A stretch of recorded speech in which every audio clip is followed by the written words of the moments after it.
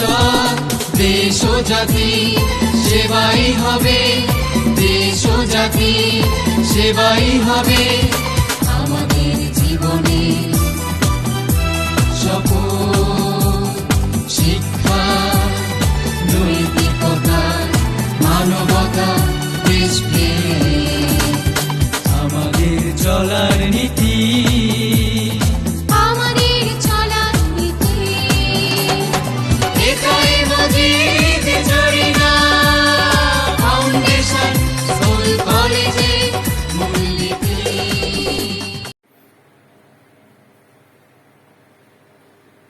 বিসমিল্লাহির রহমানির রহিম। আসসালামু আলাইকুম। সবাইকে পবিত্র মাহে রমজানের মোবারকবাদ জানিয়ে শুরু করছি Majid Zarina foundation school and college কর্তৃক আয়োজিত দ্বাদশ শ্রেণীর অনলাইন ক্লাস।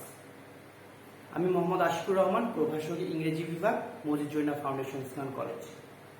আমি আমার গত লেকচারে তোমাদেরকে উইথ ক্লুজ এবং উইদাউট ক্লুজ নিয়ে আলোচনা করেছিলাম, আর আজকে আমি একটি উইথ ক্লুজ তোমাদেরকে প্র্যাকটিস করে দেখাবো। চলো তাহলে প্র্যাকটিস শুরু করা যাক। আমি এখানে যে প্যাসেজটি নিয়েছি সেটি হচ্ছে বরিশাল বোর্ড 2017 সালে এসেছিল, মোটামুটি একটা ইম্পর্টেন্ট প্যাসেজ। তো আমি আমার গত লেকচারে বলেছিলাম যে উইথ ক্লুজ এবং উইদাউট ক্লুজে শুরু করার পূর্বে সর্বপ্রথম এই প্যাসেজটি পড়ে নিতে হবে, আর যেটা খুব গুরুত্বপূর্ণ সেটা হচ্ছে ওয়ার্ডগুলোর মিনিং জানতে হবে।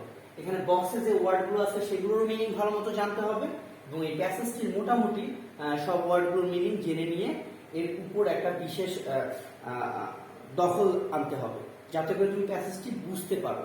কারণ এই উইথ ক্লুজ এবং উইদাউট ক্লুজে কিন্তু ভোকাবুলারি সম্পর্কে জানা খুবই জরুরি, এবং পাশাপাশি তোমাকে কিছু গ্রামারের রুলস, তারপর কিছু পার্টস অফ স্পিচের ব্যবহার, এই জিনিসগুলো জানা লাগবে। তো চলো আমরা প্রথমে যে বক্সে যে ওয়ার্ডগুলো দেওয়া রয়েছে তার অর্থগুলো জানার চেষ্টা করি। এখানে বলে রাখি যে বক্সে কিন্তু আমরা জানি যে শূন্যস্থান থাকে 10টি, কিন্তু বক্সে কিন্তু 10টির চেয়েও বেশি ওয়ার্ড অথবা 10টির চেয়ে কম ওয়ার্ড দেয়া থাকতে পারে। তোমাকে সেখান থেকে কিন্তু চুজ করে নিতে হবে যে কোনটা আসলে কোন জায়গায় ব্যবহারযোগ্য। ওকে, আসলে দেখি। প্রথম ওয়ার্ড দেওয়া আছে অল। অল মানে সবাই বা সকলে।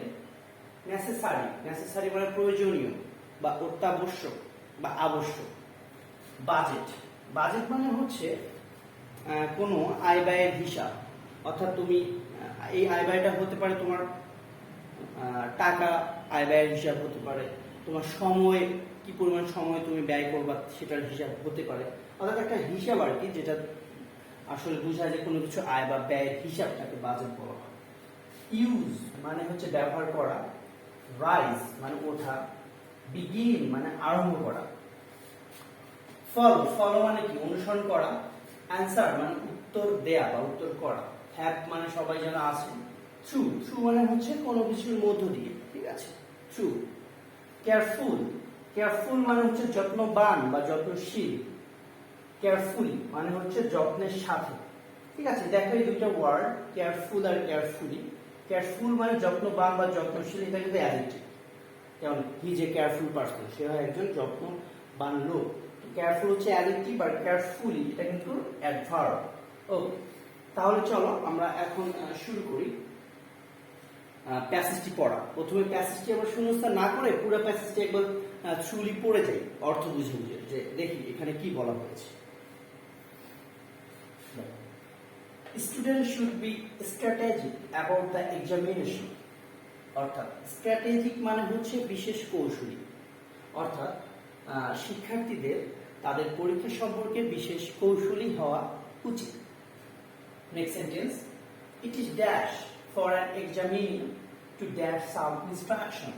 ইট ইজ ড্যাশ, এটা হয় কিছু একটা, একজন এক্সামিনি মানে পরীক্ষার্থীর জন্য, টু ড্যাশ সাম ইনস্ট্রাকশন অর্থাৎ কিছু নিয়ম কানুন, কিছু দিক নির্দেশনা, এগুলো সম্পর্কে আসলে একজন এক্সামিনির বা পরীক্ষার্থীর কিছু একটা হওয়া দরকার, এরকম একটা কথা এখানে বোঝাচ্ছে।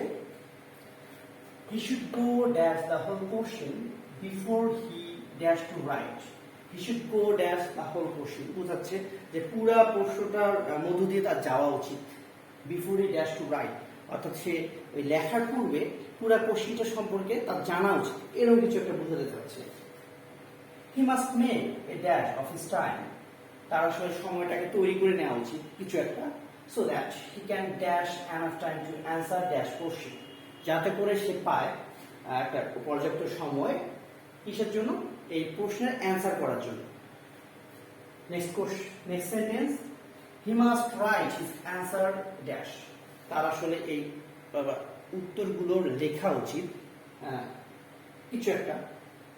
He should be dash about his handwriting, তার আসলে হাতের লেখা সম্পর্কেও কিছু একটা হওয়া দরকার, শুড বি ড্যাশ। হ্যাঁ, he can dash double spacing, সে আসলে ডাবল মানে হচ্ছে দ্বিগুণ, স্পেসিং মানে হচ্ছে জায়গা বা ফাঁকা জায়গা। সে আসলে he can dash double spacing, সে আসলে দ্বিগুণ জায়গা নিতে পারে চাইলে। If his handwriting is tiny, tiny মানে হচ্ছে ছোট, অর ভেরি লার্জ অথবা খুব বড়, যদি তার হাতের লেখাটা ছোট বা ক্ষুদ্র হয় অথবা খুব বড় হয়, তাহলে সে কি করতে পারে, দ্বিগুণ জায়গা বা দ্বিগুণ ফাঁকা জায়গা নিতে পারে। হ্যাঁ, এইরকম কথা। তাহলে বলো আমরা এই পুরা প্যাসেজ পড়ে কি বুঝতে পারলাম? পুরা প্যাসেজ জুড়ে আসলে বুঝতে পারলাম যে একজন পরীক্ষার্থী যখন পরীক্ষা দিবে, তো পরীক্ষার সময় তাকে কিছু কৌশল অবলম্বন করতে হবে, তাকে কিছু নিয়ম কানুন আগে থেকে রেডি রাখতে হবে, যাতে করে তার পরীক্ষাটা সুন্দর হয়, যাতে করে সে পুরা কোশ্চেনের অ্যান্সার লিখতে পারে এবং তার হাতের লেখাও যাতে দেখতে ভালো হয়, সে সম্পর্কে এখানে বলা রয়েছে। তাহলে চলো এখন আমরা শূন্যস্থানটা পূরণ করি। আচ্ছা, দেখো প্রথমে বললো যে student should be strategic about the examination, এই সেন্টেন্সে কোনো শূন্যস্থান নেই, অর্থাৎ শিক্ষার্থীদের তাদের পরীক্ষা সম্পর্কে বিশেষ কৌশলী হতে হবে, হওয়া উচিত। নেক্সট সেন্টেন্স দেখো, it is dash for an examinee to dash some instructions. Okay, এখানে আসো, it is dash for an examinee, কোনটা হতে পারে এখানে? Necessary, budget, use, rise, begin, careful. It is dash, আমরা নেসেসারি দিতে পারি, দিলেই মনে হয় বেশি ভালো হয়। দেখো, it is necessary for an examinee, এটা হচ্ছে প্রয়োজনীয় বা অত্যাবশ্যক, ফর অ্যান এক্সামিনি একজন পরীক্ষার্থীর জন্য। ওকে, আমরা তাহলে এখানে নেসেসারি দিচ্ছি,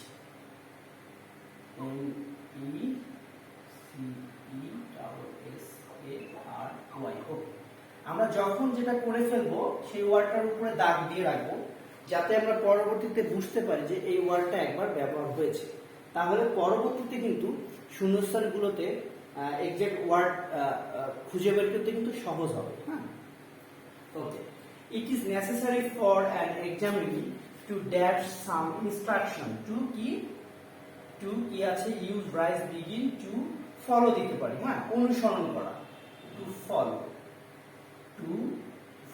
FOLLO।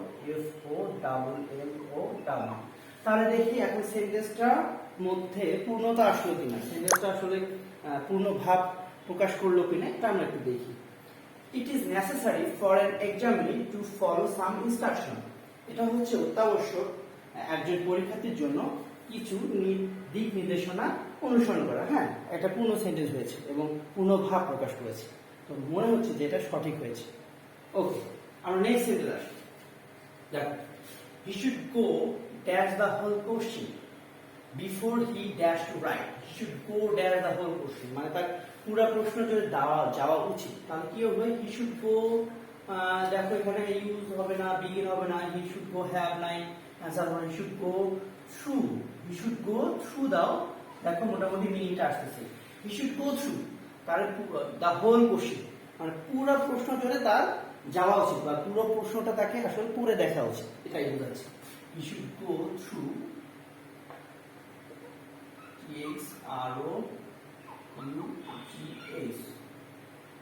Should go through the whole question, পুরো প্রশ্ন জুড়ে যাওয়া উচিত বা দেখা উচিত আর কি, পুরো প্রশ্নটা পড়ে দেখা উচিত। Before he dash to write, before he begin, দেখো begin to write, before he begin to write, মানে তার লেখা শুরু করার পূর্বে তার পুরো প্রশ্নটা আসলে দেখা উচিত। তবে এখানে দেখো, আমি প্রথমে বলেছি পুরো প্যাসেজে কিন্তু আমরা একটু টেন্সের ব্যাপার রয়েছে। পুরো প্যাসেজটা আমরা পড়ে দেখেছি, এখানে কিন্তু পাস্ট টেন্সের কোনো চিহ্ন নেই, মানে পুরো প্যাসেজটি কিন্তু প্রেজেন্ট টেন্স। তো এখানে যখন আমরা কোনো ভার্ব ব্যবহার করব তাহলে আমরা কিন্তু বিশেষ লক্ষ্য রাখবো যে ভার্বটা প্রেজেন্ট টেন্সে হলে অনেক ক্ষেত্রে আমরা জানি যে প্রেজেন্ট ইনডিফিনিট টেন্সের ক্ষেত্রে ভার্ব যদি subject third person singular number হয় তাহলে কিন্তু ভার্বের শেষে এস বা ই এর যোগ হয়, তাই না? আমরা সবাই জানি। দেখো এখানে একটা সাবজেক্ট হি এসেছে, এটা হচ্ছে থার্ড পারসন সিঙ্গুলার নাম্বার। তাহলে এখানে যদি আমরা ভার্ব বসাই তাহলে তার সঙ্গে এস বাই এর যোগ করতে হবে। দেখো তাহলে এখানে লিখতে হবে হি বিগিনস, বিগিন না লিখে এর সঙ্গে এর যোগ করতে হবে। কি করতে হবে? Begins, B E G I N S. ঠিক আছে, দেখো এখানে কিন্তু বিগিন দেয়া আছে, আমরা কিন্তু এই জিনিসটা খেয়াল করতে হবে, খেয়াল না করলেও কিন্তু ভুল হয়ে যাবে। ঠিক আছে, তাহলে আসলে পুরো সেন্টেন্সের অর্থ কি দাঁড়ায়? He should go through the whole question before he begins to write, অর্থাৎ তার এই লেখা শুরু করার পূর্বে পুরো কোশ্চেনটা ভালো করে দেখে নেওয়া উচিত, এটাই বলা হচ্ছে। Next sentence, he must make a dash of his time, he must make a dash of his time so that he can dash enough time to answer dash question. Okay, দেখো এখানে বলতেছে যে হি must make a dash of his time, তার সময় সম্পর্কে একটা কি হিসাব, তার সময়ের একটা হিসাব করে নেওয়া উচিত, যে যাতে করে হি ক্যান ড্যাশ এনাফ টাইম, যাতে করে সে আসলে পর্যাপ্ত সময় পেতে পারে টু অ্যান্সার ড্যাশ কোশ্চেন, তার যে প্রশ্নের উত্তরগুলো দিবে, এই প্রশ্নগুলো লিখবে, তার জন্য সে যেন পর্যাপ্ত সময় পায়, এজন্য তার একটা সময়ের হিসাব করে নেওয়া দরকার। দেখো এখানে একটা ওয়ার্ড রয়েছে বাজেট। বাজেট মানে আমি বলেছিলাম আয় ব্যয়ের হিসাব, এটা টাকা পয়সা হতে পারে, সময় হতে পারে। আমরা কিন্তু এই বাজেট ওয়ার্ডটা এখানে ইউজ করতে পারি। He must make a budget, he must make a budget of his time, সে তার সময়ের আসলে হিসাব করে নিতে পারে সময়টাকে, সো দ্যাট যাতে করে হি can dash enough time, he can কি দিতে পারি, সে আসলে হি ক্যান সে পেতে পারে বা সে একটা পর্যাপ্ত সময় পায়। হ্যাঁ ঠিক আছে, গেট গেট নাই এখানে, তো আমরা যেতে পারি হ্যাভ, হি ক্যান হ্যাভ, যাতে করে সে আসলে পর্যাপ্ত সময় পায়, he can have enough time, পর্যাপ্ত সময় to answer dash questions, to answer কি কোশ্চেন, সব question, all questions, to answer all questions. Okay, দেখো হি ক্যান হ্যাভ, ঠিক আছে, he third person singular number, এখানে ক্যান মডাল অক্সিলারি থাকার কারণে এখানে কিন্তু ভার্বের বেস ফর্ম হ্যাভ বসেছে। ঠিক আছে, যদি ক্যান না থাকতো হি এর পর সরাসরি তাহলে কিন্তু হ্যাজ বসতো। আমরা জানি যে থার্ড পারসন সিঙ্গুলার নাম্বার পর হ্যাভ না হয়ে হ্যাজ বসে, কিন্তু এখানে ক্যান মডাল অক্সিলারি থাকার কারণে কিন্তু তোমাকে হ্যাভ বসাতে হচ্ছে।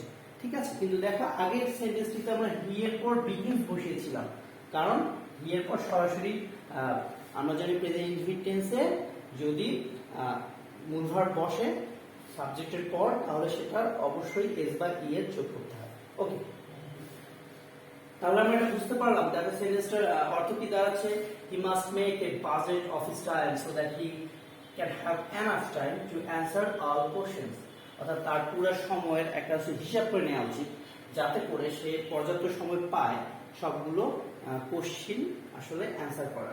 ঠিক আছে, next sentence, he must right his answer dash, he must right his answer dash, তার সব তার প্রশ্নগুলো লেখা উচিত ড্যাশ, কি লেখা উচিত, দেখো কেয়ারফুল বা কেয়ারফুলি, কেয়ারফুলি, কারণ এখানে বোঝা যাচ্ছে যে এখানে কিন্তু অ্যাডভার্বের কাজ নেই। ঠিক আছে, সরি, এখানে কিন্তু অ্যাডজেক্টিভের কাজ নেই, এখানে একটা অ্যাডভার্ব লাগবে। He must right his answer carefully, অর্থাৎ যত্নের সাথে তার এই উত্তরগুলো কি লেখা উচিত। ঠিক আছে, আমরা দেখো এখানে অ্যাডভার্ব দিলাম কেয়ারফুলি। নেক্সট সেন্টেন্স দেখো, he should be dash about his handwriting, he should be dash, he should be কি দেওয়া যায়, দেখো এখানে কেয়ারফুল পাশেই রয়েছে, তার আসলে যত্নশীল হওয়া উচিত, তাই না? দেখো এখানে অ্যাডজেক্টিভের ঘাটতি রয়েছে, তাই কিন্তু আমরা অ্যাডজেক্টিভ দিচ্ছি। হি শুড বি কেয়ারফুল, তার যত্নশীল হওয়া উচিত, এবং হিজ হ্যান্ডরাইটিং, তার হাতের লেখা সম্পর্কে, তাহলে এখানে আমরা দিচ্ছি কেয়ারফুল। ওকে, তারপর সেন্টেন্স দেখো he can dash double spacing, he can dash সে আসলে নিতে পারে double spacing if his handwriting is tiny or very large, তার হাতের লেখা যদি খুব ক্ষুদ্র হয় অথবা বড় হয় তাহলে সে কি দ্বিগুণ জায়গা বা ফাঁকা জায়গায় নিতে পারে। তাহলে হি ক্যান কি দিতে পারি, হি ক্যান ইউজ দিতে পারি, হি can use, he can use. ওই একই আগেরটার মতো যেমন হচ্ছে হি মাস্টের পর আমরা হ্যাভ ব্যবহার করেছি, ঠিক তেমনি এখানেও দেখো মডাল অক্সিলারি ক্যান, এজন্য আমরা বেস ফর্ম ব্যবহার করেছি ইউজ। হি থাকা সত্ত্বেও কিন্তু ইউজেস হয়নি, ইউজ হয়েছে কারণ বেস ফর্মের, কারণ আমরা জানি যে মডাল অক্সিলারির পর সবসময় বেস ফর্ম বসে, ঠিক আছে। He can use double spacing if his handwriting is tiny or very large, সে আসলে ব্যবহার করতে পারে দ্বিগুণ ফাঁকা জায়গা যদি তার হাতের লেখাটা, অর্থাৎ সে গ্যাপ গ্যাপ করে লিখতে পারে যদি তার হাতের লেখা ছোট, ক্ষুদ্র অথবা বড় হয়। দেখো তাহলে আমরা কিন্তু সহজেই উইথ ক্লুজটা করে ফেললাম। তোমাদের প্রতি আমার অ্যাডভাইস থাকবে যে আসলে একটা এক্সারসাইজ দিয়ে কোনো কিছু হবে না, তোমাদেরকে অনেক এক্সারসাইজ করতে হবে। তোমরা বাসায় এ সময় বসে আছো, তো তোমাদেরকে বলবো যে বিভিন্ন সালের অথবা টেস্ট পেপার থেকে হিউজ পরিমাণ exercise with clues without clues করে ফেলবা।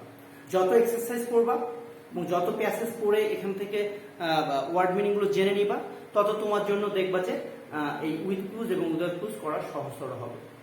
তো আজকে এই পর্যন্তই থাকবে। নেক্সট ক্লাসে আমি একটি উইদাউট ক্লুজ তোমাদেরকে প্র্যাকটিস করে দেখানোর চেষ্টা করব। আশা করি ততদিন তোমরা ভালো থাকবে, সুস্থ থাকবে, নিরাপদে থাকবে। আমার জন্য দোয়া করবে। দেখা হবে ইনশাআল্লাহ নেক্সট ক্লাসে। আল্লাহ হাফেজ।